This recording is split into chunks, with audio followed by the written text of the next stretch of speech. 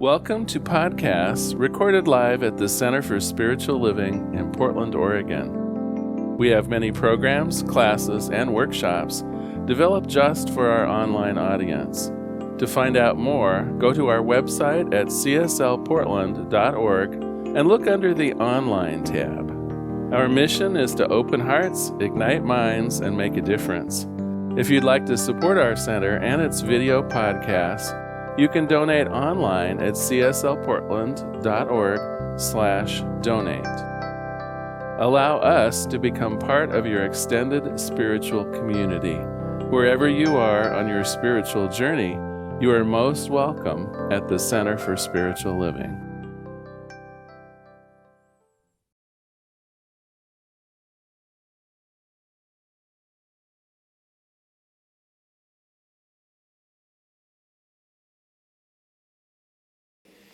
So what is tapping on your heart? That's right where we're going to start today. We've been using this book of Mary O'Malley's, What's in the Way is the Way. And her theory that we're going to expand upon today is that really all of the evidence, all of the intelligence, everything that we need is here all the time, literally tapping on our heart and our mind. The solution to life is what presents itself to us. So I don't know that we've actually done the best job of describing the title of the book, What's in the Way is the Way. This is at the very heart of her thesis, and that is the very problems that present themselves to us are the means by which the invitation comes to move through them gracefully and powerfully. And today I want to talk about unfortunately, I'm going to be talking about some of those negative, painful even, uncomfortable issues that do confront us, but I want to do so in a way to illustrate why they are the very teaching avenues that are open to us, and also why we don't need to be afraid of them. My observation is that when we become uncomfortable, our natural reaction is avoidance. Our natural reaction is to back away from the pain or the discomfort. And when I say pain, of course, physical pain, yes, but emotional pain, the pain of loss, all of the things that present themselves and weigh us down or confine us or make our heart feel heavier, all of those things are actually an invitation to do something more with them rather than to back away with them, try to circumvent them. And so I'm afraid today's talk, although you know me, you're going to get a joke and we'll have a laugh or two, but today's talk, we're going to try to face these issues head on. And in the book, she talks in particular about several different key obstacles or several different key pain points or areas of discomfort that are common among peoples no matter where they are. And I want to kind of quickly go through them. First of all, there's compulsion. And, many of us, of course, are not graduates of 12-step programs, but lifelong members of 12-step programs. And you might think that's what she means by talking about compulsions, but everyone on the planet has compulsions. It's not just addiction. Anytime we seem driven, almost a little bit out of our control to whether it's overeat or comfort ourselves with alcohol, and I don't mean being a drunk or needing to go to Overeaters Anonymous, but anytime that we feel that compulsion to not face what's in front of us and sort of self-medicate. Gosh, we can do that with binge TV watching on Netflix, you name it. There are any number of what I would think of as the minor compulsions out there, and yet all of them are forms of escapism. Now, this month we've talked about the idea of being inquisitive, of using our curiosity, and there is a grand place to use it. Like, what am I trying to avoid here? Why did I find myself with a whole weekend lost to Game of Thrones? Why Why did I find myself completely with a week that's void because I was out partying? What am I avoiding here? Is there something that this, well, and then of course, then what happens? The next day or the next time you go, why did I do that? Why did I waste that time? Why do I have the hangover?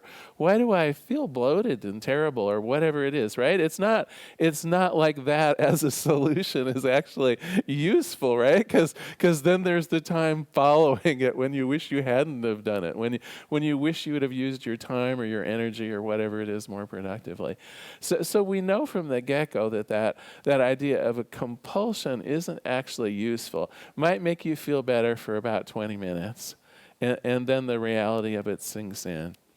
So what about, though, if we use this, again, our idea of curiosity? What is it that I'm avoiding? Why does the craving for donuts or sweets seem so strong right now? What's going on in my head that wants to substitute this thing that seems almost irresistible? Why am I being drawn into that instead of, and what's the instead of? And just be gentle with yourself, right? This can bring up emotions. This can bring up the past. Ask yourself, when did this particular compulsion first start raising its head in my life? What was going on? Was there some reason that I turned to this to avoid something else? It really will give you all of the information you need. You can really save on the psychiatrist bills here. I'm kidding, of course. There's totally appropriate times that we should seek medical and counseling advice, of course. But if you think about it, the actual tools are here at your disposal if you're willing to ask it some questions. The second area that she says is so important are, you can guess what they are. They're issues with people. How many here have never had a problem with someone in their life that was really heartbreaking and troublesome? Yeah, if anyone was going to raise their hand, I was going to see you afterwards, and we talk about truth versus fiction. We have all had really nightmare scenarios with other people, as well as just difficult situations. And again, our urge is to back away or move away or banish them from our lives. And of course, for literal safety's sake, sometimes that is important. But it brings up the larger issue of how can a relationship actually be educational for me? What is the lesson, if you will? What is here to be healed in me? There are very few people on the planet that somehow represent 100% negativity. Almost everyone that we encounter, even if they're not people that we get along with, they get along with other people, right? So it is that combination of you and them that's creating this upset, that's creating this trouble, that's creating this the clouds over the sunshine in your life where it is in relationship to that person. And again, the questions can be so healing. Why do I feel this way about this person? Does this person remind me of someone or something from my past? Is this person perhaps bringing up something that I don't really want to look at in myself? Does it remind me of some of my own failures? Does it remind me of some of the things that I see lacking in myself and just made plain? Often when we begin asking the questions, those natural curiosity questions, rather than being, usually when we are in the midst of a troublesome argument or a troublesome relationship, what comes up is normally anger. And anger, again, is one of those masking kind of things. It allows us to feel outraged. I'm the one that's been wrong. How dare this person behave that way? And it invites us just to sidestep the whole issue of what's going on in us. So could we just be curious about what's going on. Why is this affecting me so much? What is it in me that feels the opposite of what's going on with them? Is it real? Is it something that really does need to be worked on? And if so, of course we can work on it with the person, but ultimately what needs to happen in me to not be affected in such an emotional way, right? What's that old saying? Yes, I pressed your buttons, but I didn't install them. Do you remember that one? It's one that I ask myself whenever I feel that someone is pressing my buttons. And I do have a couple buttons. Those of you who know me know there are a couple ways that you can probably get me turning red pretty fast. But at least these days I ask myself, oh, wait a minute. Here I am back there again, right? It's like I know the button. I absolutely know the button, and I can almost smile when someone presses it because I've asked myself some questions about it.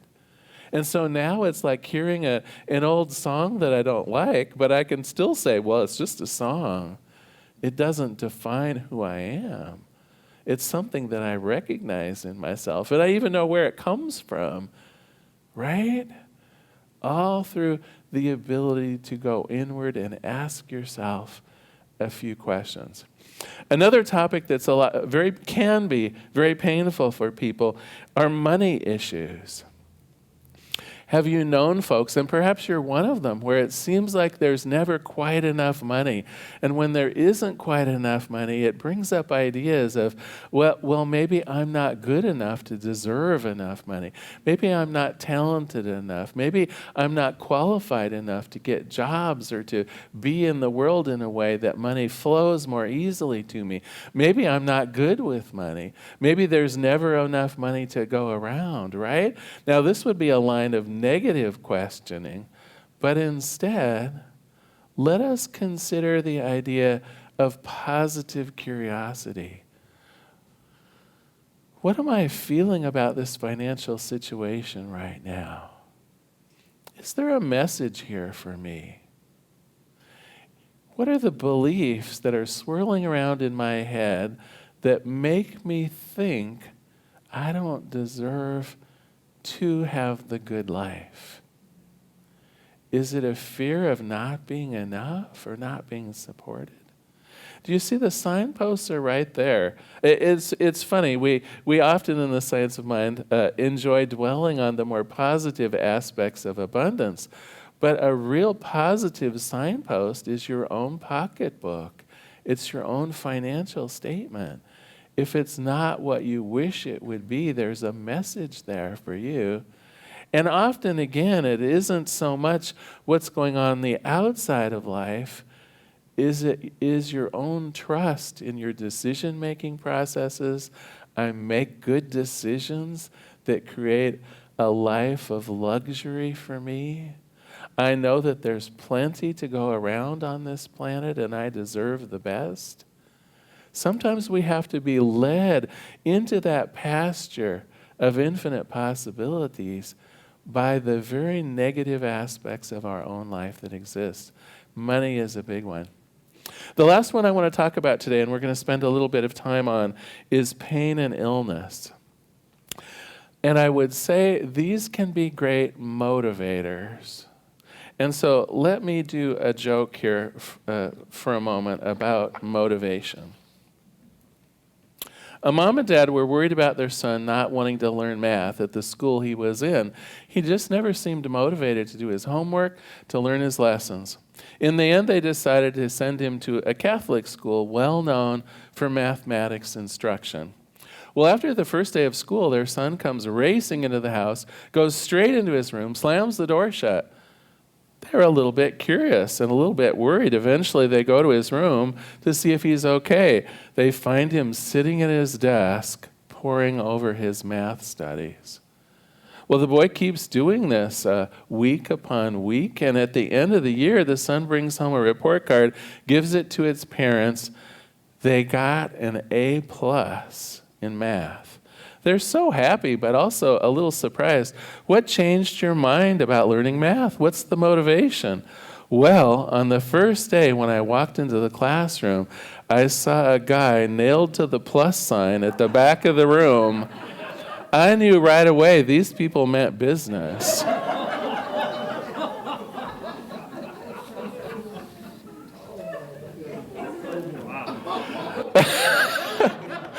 I suspect I'll be hearing about that joke. But you have to admit, funny. So could it be that some of the things we fear, some of the negativity in our life, actually can be a positive motivation? Rather than avoiding it, could we use pain, even physical pain and discomfort, as a way of moving through what truly is going on in our lives? So illness and pain, it's the body telling you to pay attention to it. Illness can open the door to great healing. Physical and mental discomfort can open the door to greater awareness and great healing. Some of you know I'm a big fan of the late Louise Hay, and this is a book. I think I've bought maybe 20 copies of this over the years, and always given it away to people that were struggling a bit with aches and pains and difficulties in their body. And recently I did kind of a body scan, and I was noticing that, oh my gosh, my shoulders really for about 3 weeks now have been in particularly tight. And so I started by asking myself some questions. So what's going on up here? And I was trying to listen to my body, and my body was, the first phrase that just popped into my head, sort of a crazy metaphor, was the weight of the world. And as soon as that flashed into my head, I thought, oh my God, the world right now does feel weighty. Now, it doesn't mean, of course, that I think I need to shoulder that burden, right? Do you see how all the metaphors were adding up in my head, even as I was thinking through it? But I'm thinking that on some level, yes, I was feeling responsible for some of the affairs going on in the world, probably unreasonably so. Certainly, I have not caused a war in Ukraine. Certainly, I have not caused a pandemic. I have not caused global warming. And yet, I suppose I bear some responsibility for those things, right? We are creatures of the planet. We are responsible for the planet and caring it and caring for it and nurturing it. And so I do have a shared responsibility, but I gotta tell you, the weight just was feeling. I mean, I would even wake up in the morning and have to do this kind of thing, like what's going on with the shoulders? Well, I thought I would check out with Louise Hay for one thing, because she always has some great wisdom, to see if she sort of agreed with me. Is this the weight of the world? Is this not me not being able to accept what's going on in my life? So if you're not familiar with the book, not only does it have just some lovely information about where disease comes from in terms of its mental source and emotional burden, it has a whole little set of well, you just look up a body part and it will tell you at least potential metaphysical meanings behind it. And so I looked up shoulders. It represents our ability to carry out the experience of life joyously. We make life a burden by our attitudes towards life. And then it goes on to say, she has a little affirmation here that would act as kind of a remediation to that issue. It's, I choose to allow all my experiences to be joyous and loving. Do you see how that just so fits with what I was talking about? I may have some burden, but it doesn't need that I need to bear it in a way that brings misery, right? I can joyously go about my life. I can accept what's coming my way, own up to my part of it, but still live a joyous and free life. So today I would like to perhaps offer up this idea of a body scan with you all. And we'll see if we can do a little bit of personal healing right here in the sanctuary today. You know, I titled this talk the Experiential. If you've ever taken any of our classes, and I'm encouraging you to do so this spring, if you've ever taken one of our classes, there's the sort of educational component where we get a sort of the school book understanding of how spiritual principles work, but then there's always the experiential. There's always putting it into practice. And so today I'd like to put this chapter in the book into practice for each one of us. So if you're willing, I invite you just to close your eyes and sit comfortably. We're going to be listening to what our bodies have to tell us. It's a path towards understanding that allows our curiosity to dispel stress, anxiety, even illness. And so as we sit comfortably, I invite you to close your eyes if that's comfortable for you, and just begin to feel sensations in your body. Just allow your body to speak to you. Notice if there are any pains or stiffness, tightness, or other signs of discomfort. You can start at the top of your head and work your way down. You can just notice how each body part is feeling. Or you can sit calmly and just allow your body to point out areas that are tight, sore, or uncomfortable. And so just spend a little time just noticing if there are any little messages your body would like to give you.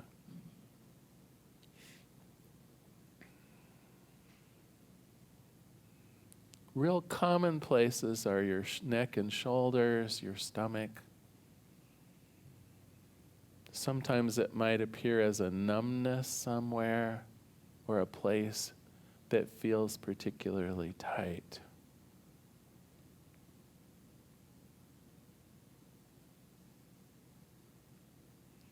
So let's focus on one area of discomfort. Picture this uncomfortable area of your body and just notice feelings associated with it. How would you describe this discomfort? Is it painful? Is it tight? Is it achy? Is it perhaps numb or stiff? Is it sore? Just think of a word or two that describes this discomfort best. This is the message that your body is trying to illustrate for you.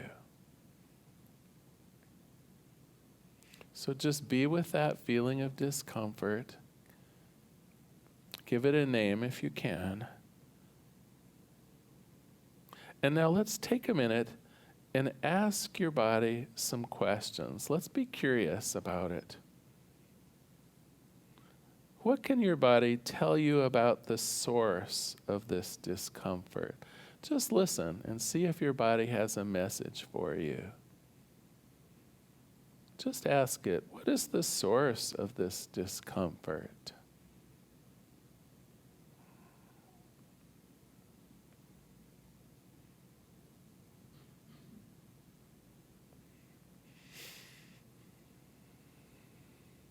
Is it feelings that you have buried for a long time?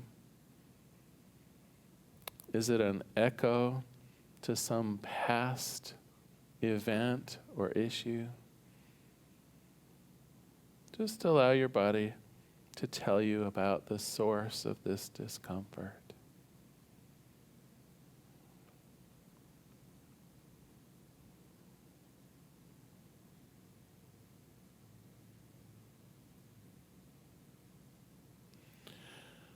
And now let's be curious to see if there's a purpose to this discomfort. Sometimes when our body is uncomfortable or tight, it's literally trying to tell us something. It's literally has a purpose in mind. It wants to give you advice or some thoughtful guidance. What can your body tell you about the purpose of this discomfort? Just listen to see if it has has any advice for you or thoughts about it. Our bodies are really here to help us. They know that when we team up with them, all kinds of healing improvements can take place.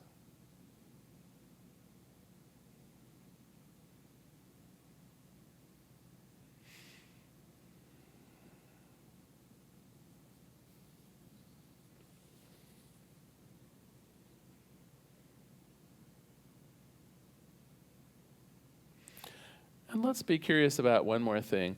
Can your body suggest a way of moving through this discomfort? Not avoiding it, not ignoring it, but moving through it.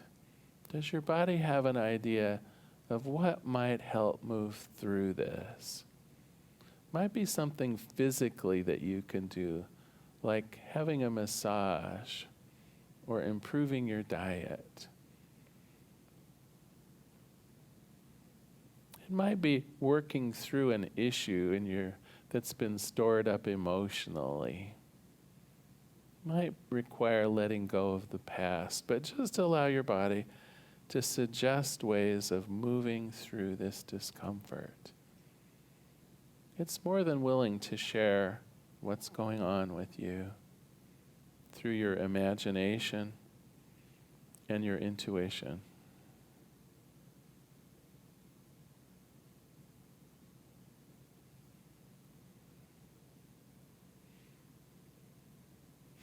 And then finally we ask, does your body have any other messages to give you about this situation? Just be curious about it. If your body part that's just uncomfortable right now could speak and wanted to give you a message, what would that be? Could just simply be a message of love or understanding.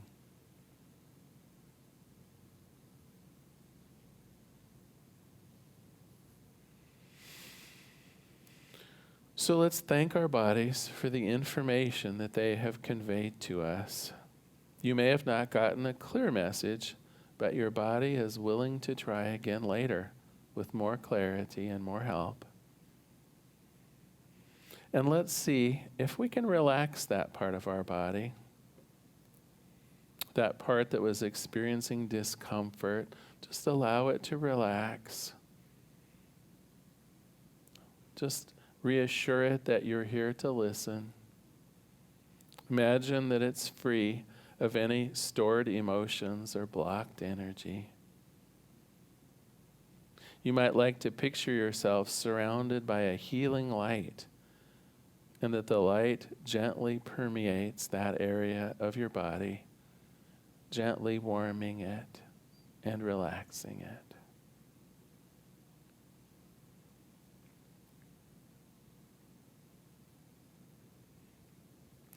Notice how you're feeling now. Notice that you can easily listen to and comfort other areas of your body as needed.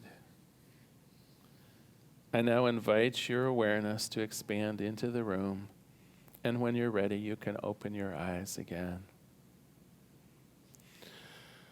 So see how the power of our curiosity can really use the things that we're confronted with on a daily life to our advantage. Now, we used an extended example of using a body scan technique to see if there are messages and the ability to move through pain more easily by listening to what our body has to say. But trust me, this could be done with our finances. This could be done with people that we're having a difficult relationship with. Anything that appears as discomfort in your life, whether it's physical, emotional, or otherwise, it's there to actually help you. It's there to be the signpost towards healing. So to summarize today, we've tended to avoid discomfort. It's one of the things from an early age, I think, that we're trained. We're trained to avoid it, to move around it, to do anything but to move closer to it. And so if we wish to successfully navigate through pain, we must approach it. We must actually move towards it. We also learned some key discomfort teachers. Those were compulsion, illness and pain, people issues, and money issues. They can all bring wisdom if you're curious about them, if you lean into them. And finally, a good place to start is your own body. And that will lead us into this week's homework. For those of you who have watches and cell phones, I invite you to set up 3 or 4 reminders throughout the day just to do a body scan, just to notice if there is some area of your body that is asking for some attention, that is willing to speak to you in a way that will allow you to move forward. So I'm going to close today with a quote from the book and a prayer. This is how she concludes this particular chapter on body awareness and experiencing, being willing to experience the pain rather than avoiding it. She says, the more you invite yourself to be curious, the less resistant you become to whatever you're experiencing. You'll no longer be afraid of what life may bring you because you know that even the challenges because you will know that even the challenges are for you, bringing up whatever is asking for healing. Then you live life in a state of discovery, opening to the adventure itself. Transformation doesn't happen overnight. What we are exploring here is the journey of a lifetime. But what is more important than coming back to yourself, becoming yourself, and giving life the gift of being fully you? Every moment that you move towards your experience, even uncomfortable experiences, clears more of your clouds of struggle so that you can experience life to the fullest. Let us pray. There is one power, one presence, one life, one goodness, only this one thing. And what I know about it, this thing itself, is that it is whole, always. That there is no disease in God. It represents that purity of spirit where exists only life and love and abundance and joy and peace. Anything else is just clouds that we have created to obscure the sun. And so today I hold in my own heart that ability to face the troubles of life, to stand firm in my knowledge of that meadow of all possibilities, even when something unlike it presents itself. Even when I am uncomfortable, I simply move forward to greet that uncomfortability from a place of curiosity. And as this is true for me, I know it is true for everyone. We all have that ability to look at the difficulties of life with equanimity, to know that it's not the truth of who we are, but that it's just something that we're experiencing. And so I give thanks for this. I let it be. And together we say, and so it is. Thank you so much for being here today. My pleasure to have you here.